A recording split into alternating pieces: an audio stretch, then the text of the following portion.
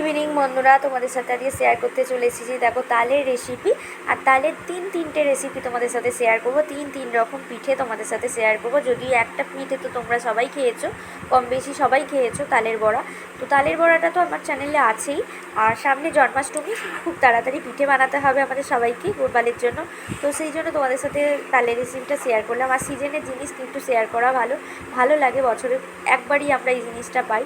তো তালটা আমি দুটো পরিমাণে তালকে দেখো ভালোভাবে আমি চেঁচে রেখে দিয়েছিলাম, কালকে ফ্রিজে রেখে দিয়েছিলাম। এখানে 1 কিলো পরিমাণে চালের গুঁড়ি আছে, যেটা দোকান থেকে কিনে নিয়ে আসা হয়েছে, কোনো গোড়ানো না। এটা আমি পরিমাণে কিনে নিয়ে এসেছি। 1 কিলো পরিমাণ আমার লেগে যাবে পুরো দুখানা নারকেল লাগবে আমার। দেখো নারকেল দুটো ছাড়ানো আছে, তো এটাকে আমি ভেঙে নেব। আর ওখানে দেখো 500 পরিমাণে চিনি কিনেছি, যেটা চিনি আছে লাগবে, মিষ্টি পরিমাণটা লাগবে। তো দেখো 500টা আমার লাগবে না, যদিও আমার একটু বেঁচে যাবে, তাও আমি নিয়েছি এখানে পরিমাণটা কত কী লাগবে বলে। তো চলো আমি এগুলো দিয়ে কীভাবে বানাচ্ছি তোমরা দেখতে থাকো। প্রথমে যেটা করবো, আমি নারকেলটাকে ভেঙে নেব। নারকেলটাকে ভেঙে জলটা বার করে শাঁসটা বের করে নেবো, নিয়ে কুড়ে নিতে হবে। তারপরে নারকেলের ছাইটা মেরে দিতে হবে, ছাই দিয়ে তারপরে নারকেলটাকে করবো। তো দেখো নারকেলটাকে ভাঙার চেষ্টা করছি। নারকেল যদিও আমি একদমই ভাঙতে পারি না, কাটতেও পারি না। তো গিয়ে নারকেলটা ফেটে গেছে, দেখো জলটা বেরোচ্ছে। এবার জলটা বার করে নিয়ে আমি এনাক্ষী তো জলটা খাবে বলে অনেকক্ষণ থেকে ছটফট করছে। যদিও জলটাকে ছেঁকে দিতে হবে, কারণ এই যে নারকেলের গুঁড়িগুলো পড়ছে না, ওটা পেট কামড়াবে। আর এই পাকা নারকেলের জলটা খাওয়া একদমই উচিত না, যদিও বাচ্চা মানুষ খাবে বায়না করছে, কারণ এটা খুব অ্যাসিডিটি হয়ে যায়। আমার তো হয়, তোমাদের কার কার হয় আমি জানি না। তো আমার এই নারকেলের জল খেলে খুব অম্বল করে যায়, তো আমি খাই না ভয়ে। আর এনাক্ষী তো খায়, যখনই আমি কাটি তখনই ওকে জলটা দিতে হবে। তো সেই জন্য আমি জলটাকে ছেঁকে নিয়ে তারপর দেবো এনাক্ষীকে জলটা খাওয়ার জন্য। তো চলো পুরো রেসিপিটা দেখতে থাকো। নারকেলটা কুড়ে নিয়ে তারপরে ফিরে আসছি। তো নারকেলটা কুড়ে নিয়ে দেখো তারপরে আমি মেখে নেব চালের গুঁড়ি দিয়ে। তালের যে পুরটা বানাবো সেইটাকে আমি মাখিয়ে নেবো। তো চলো দেখতে থাকো পুরোটা। আর তালগুলো নারকেলটাকে আমি ছাড়িয়ে দিই। তো দেখো এবার আমি যেটা করব, জলটা এনাকিকে দিয়ে দেবো, দিয়ে আমি গামলাটা পরিষ্কার করে নিয়ে চলে এসেছি। এবার চালগুঁড়িটা নিয়ে নিয়েছি। দেখো আমি প্রথমে অল্প করে হাফ পরিমাণে চালগুঁড়ি নিয়েছি, কারণ সবটা নিয়ে নিই কতটা কি লাগবে। আমি পুরুলি বানাবো, 3 রকমের পিঠে বানাবো, সেই জন্য আমি এখানে 500 মতো আমি চালগুঁড়ি ঢেলে নিয়েছি, যেটাকে আমি মাখিয়ে নেবো। কারণ আমার 2 রকম পিঠে বানাতে আমার একই রকমের মানে মাখাটা লাগবে, আর একরকম আমার চালগুঁড়িটা পুরুলি তালের বড়া করতে আমার একরকম লাগবে।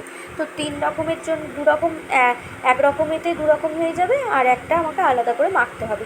সেই জন্য আমি এখানে 500 পরিমাণের চালগুঁড়িটা মেখে নিচ্ছি, আর কিছুটা তাল আমি রেখে দিচ্ছি বড়া বানাবো বলে। তো তোমরা দেখতে থাকো এটাকে কীভাবে মাখছি। প্রথমে আমি চালের গুঁড়িতে লবণ দিয়ে দিয়েছিলাম, পরিমাণ মতো স্বাদ অনুসারে তোমরা লবণটা দিয়ে দেখো শুকনো হাতে, কোনো জল দেওয়া যাবে না, জল না দিয়ে ভালোভাবে এটা এঁটেল বানিয়ে নিয়েছিলাম। আর দেখো এখানে দিয়া এনাক্ষী সবাই মিলে পাকাচ্ছে, কারণ পিঠে জিনিসটা না একা একা হয় না। তো দিয়া ছিল, দিয়া বললো আন্টি আমাকে দাও না, আমি একটু করি। তো দিয়াকেও দিলাম একটু বানাতে। আর দেখো তার নারকেলের ছাইটা মেরেছি খুব সুন্দর করে চিনি দিয়ে।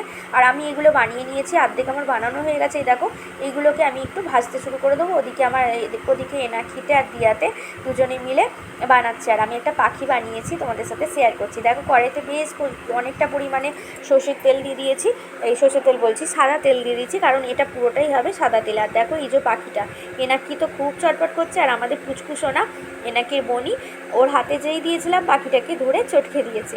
তো এই পাখিটা আমি ওকেই দেবো ভাজা হয়ে গেলে।